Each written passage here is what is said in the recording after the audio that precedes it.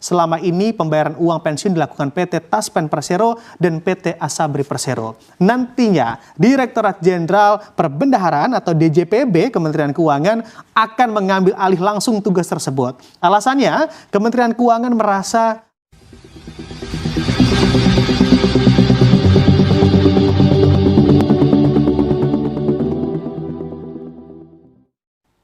pemerintah terus berupaya mencari solusi agar sistem pensiun ASN lebih berkelanjutan dan tidak semakin membebani APBN.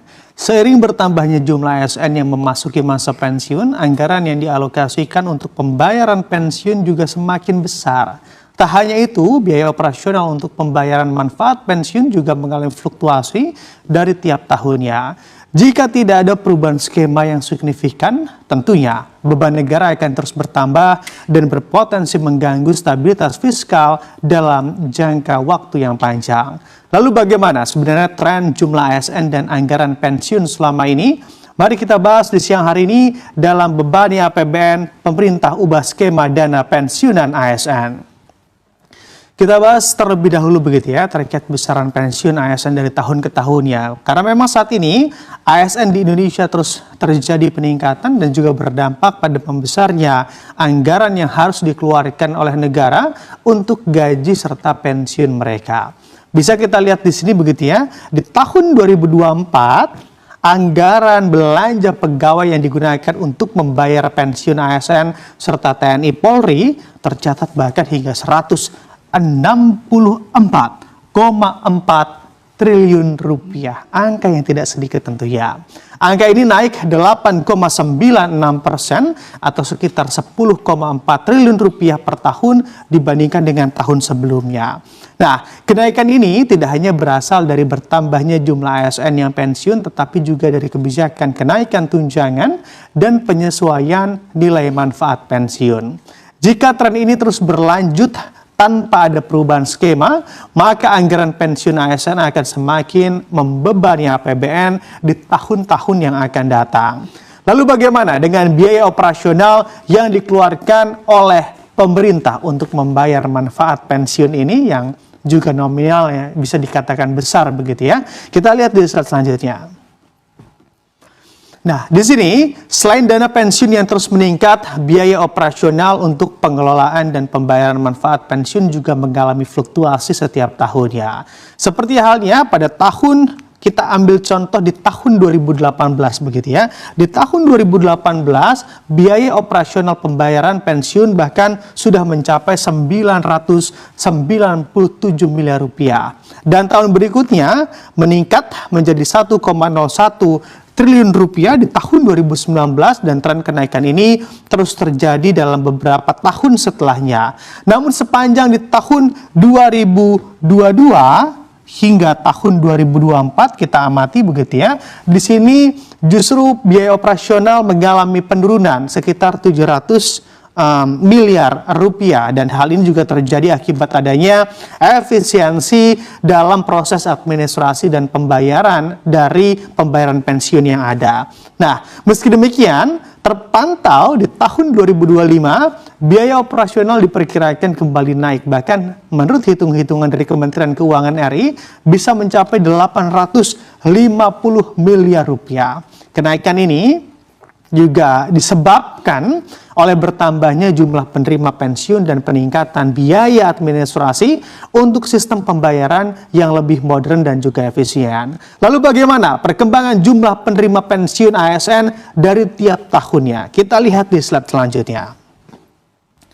Nah, bisa kita lihat dari data ini, seiring dengan semakin banyaknya ASN yang memasuki masa pensiun, jumlah penerima manfaat juga pastinya terus bertambah. Bisa kita lihat di sini, pada tahun, kita ambil contoh di tahun 2020, di sini jumlah penerima pensiun ASN serta TNI Polri tercatat ada di angka 3,2 juta jiwa orang begitu ya.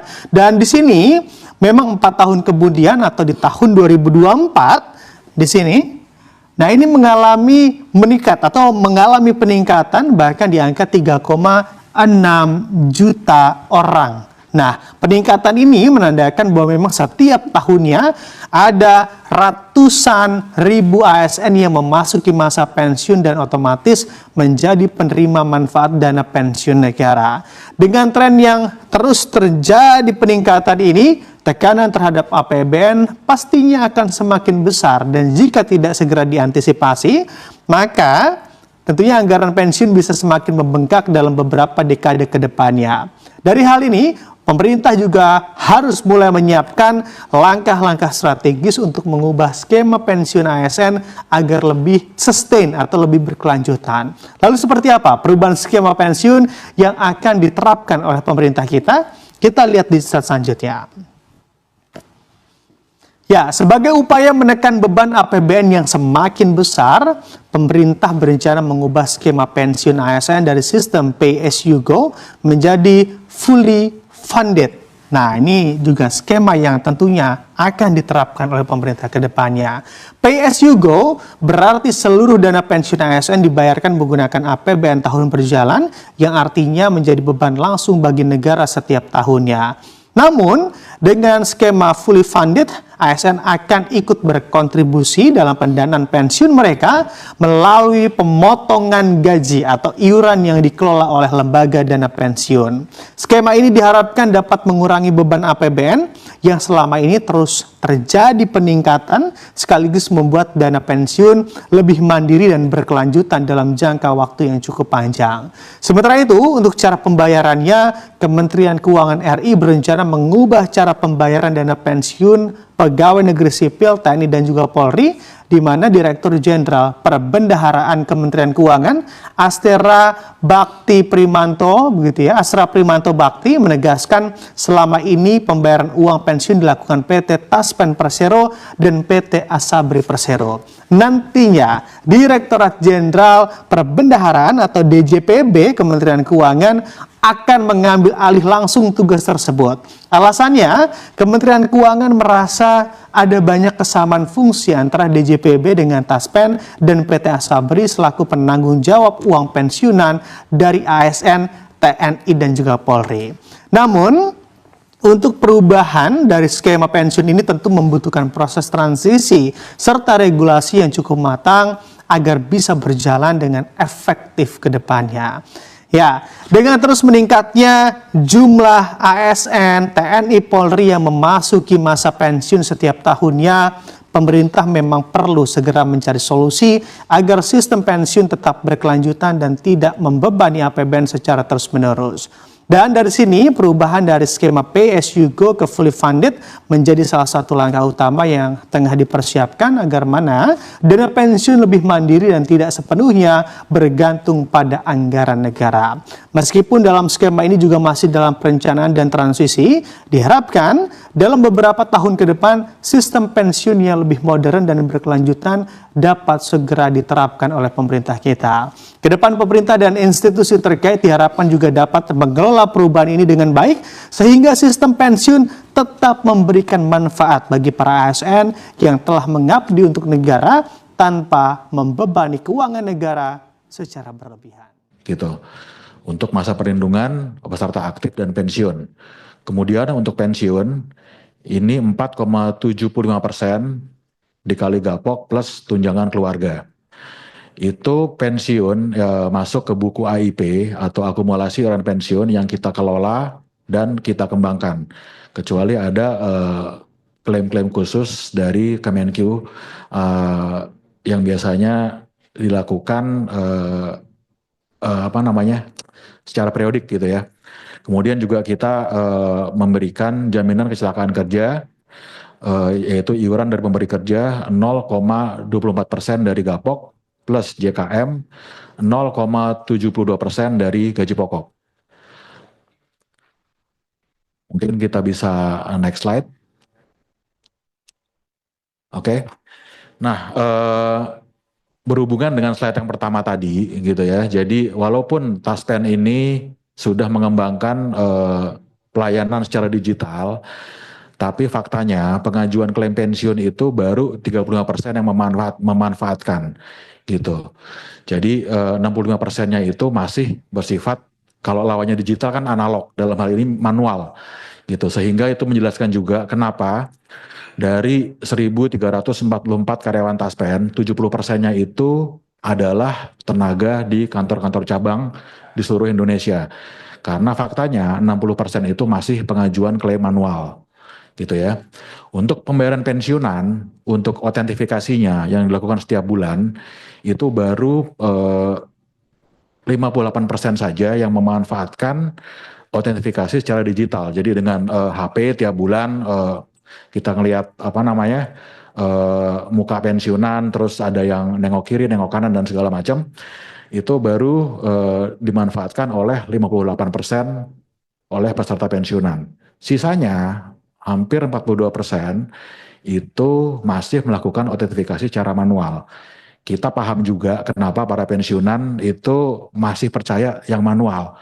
Karena ada apa ya masih inilah masih gaptek istilahnya, terus takut takut salah atau takut ketipu gitu ya. Jadi masih ada juga yang melakukan oten secara manual, datang ke kantor-kantor cabang atau kita yang datang ke rumah pensiunan. Next slide. Nah, ini yang berhubungan dengan layanan khusus penerima pensiun. Jadi ini adalah layanan yang kami berikan bila ada peserta pensiun yang belum melakukan otentifikasi selama 3 bulan in a row. 3 bulan berturut-turut gitu ya. Jadi ini yang kita datangi untuk yang manual. Terus juga untuk memastikan bahwa janda atau duda pensiunan belum menikah lagi gitu. Jadi itu yang masih dihadapi di lapangan oleh peserta Taspen. Kemudian next slide. Nah, ini adalah pelayanan kami juga. Tadi yang sudah dijelaskan dalam slide sebelumnya, layanan kunjungan penerima pensiun atau on the spot checking gitu ya. Itu jumlahnya malah kecenderungannya tiap tahun semakin bertambah. Ini manual gitu. Kemudian juga ada rekap administrasi pensiun. Ini lebih kepada kerjaan manual, yaitu pengajuan SK pensiun janda duda yatim piatu, terus penambahan anggota keluarga gitu ya. Kemudian untuk yang laporan surat pengesahan tanda bukti diri ini untuk mengetahui status menerima pensiun itu beneran janda atau gimana gitu. Kalau udah nikah lagi ya udah berarti udah nggak eligible sebagai penerima pensiunan. Kemudian mutasi pensiun itu lebih kepada administratif, yaitu mutasi mitra bayar, mutasi pindah cabang, atau mutasi pindah rumah segala macam. Itu yang masih kita lakukan juga di kantor-kantor cabang. Next slide. Nah, ini adalah penjelasan mengenai milestone inovasi di Taspen. Jadi dari tahun ke tahun kami di Taspen berusaha menyempurnakan eh, pelayanan kami kepada peserta kami gitu ya. Dan ini juga mungkin akan lebih enak kalau di slide berikutnya. Next slide. Nah, di sini terukur bahwa tingkat kepuasan peserta terhadap layanan Taspen itu dari tahun ke tahun semakin meningkat. Dan ini dilakukan oleh pihak ketiga. Kalau tahun 2024 lalu itu dilakukan oleh Mark Plus. Jadi selain itu juga Bapak Ibu anggota DPR yang terhormat Komisi 11 bisa juga melakukan pengecekan atau wawancara juga dengan Korpri dalam hal ini, karena Korpri lah yang sebenarnya mengerti pelayanan dan gimana sih tingkat kepuasan peserta ini dapat diukur. Ada beberapa parameter yang digunakan dalam pengukuran Customer Satisfaction Index ini. Cuman yang jadi poin besarnya itu adalah 9 poin ini. Jadi ini yang mendasari kenapa CSI kita itu dari tahun ke tahun semakin meningkat. Emang nggak 100%, tapi paling nggak trennya itu tren naik. Next. Nah, untuk melengkapi paparan dari kami, ini adalah kinerja PT Taspen Persero. Jadi seperti yang sudah disampaikan tadi oleh Pak Dirjen, kita terbagi atas 2 buku. Yang pertama THT, yang kedua AIP. Jadi memang aset kita itu bila digabung itu cukup besar gitu ya. Jadi ambil yang paling terakhir aja, aset kita itu adalah 149,53 triliun untuk program THT jika KJKM, dan AIP yang dititipkan kepada Taspen untuk dipupuk itu 250,77%. Triliun, sorry. Nah, kalau kita ngelihat pertumbuhan aset THT itu CAGR-nya itu 2,52%. AIP 10,43. Mungkin ada pertanyaan dari Bapak Ibu, kenapa CAGR-nya berbeda nih pertumbuhan asetnya? Karena gini, sebenarnya itu terlihat juga di rasio klaim, terutama di rasio klaim THT. Di tahun 2024, rasio klaim THT itu adalah 257%, gitu ya. Jadi for every dollar that we get, atau seribu rupiah yang kita terima, kita harus bayarkan 2.570 gitu. Jadi antara iuran sama klaim itu berbanding rada jomplang gitu. Dan ditutupnya gimana? Itu ditutupnya pakai hasil investasi sama fee based income atau pendapatan lain-lain gitu. Nah, untuk YOI sendiri tahun lalu yield on investment kami ini 7,68% neto. Jadi kalau dibandingkan dengan yield on investment di market itu agak jauh sih, kita di atas jauh. Kalau di market kita ngelihat sekarang tahun lalu 6,3 sampai 6,5 kita di atasnya. Kemudian yield on investment untuk AIP sendiri adalah 7,24%, juga di atas market gitu ya. Untuk weighting investasi sendiri, kita sebagian besar itu ada di SBN. Kalau Bapak Ibu nanya SBN kita tuh ngasih yield berapa sih gitu ya. Yield SBN sendiri di kita itu cukup tinggi, yaitu 7,24%, dan kebanyakan durasi-durasi yang kita pegang itu durasi-durasi panjang. Jadi artinya bila ada perubahan di makroekonomi, durasi panjang duluan yang biasanya apresiasi harganya lebih bagus. Kalau kita nggak trading pun, paling nggak kita ada accrual kupon tiap 6 bulanan untuk SBN. Mungkin itu.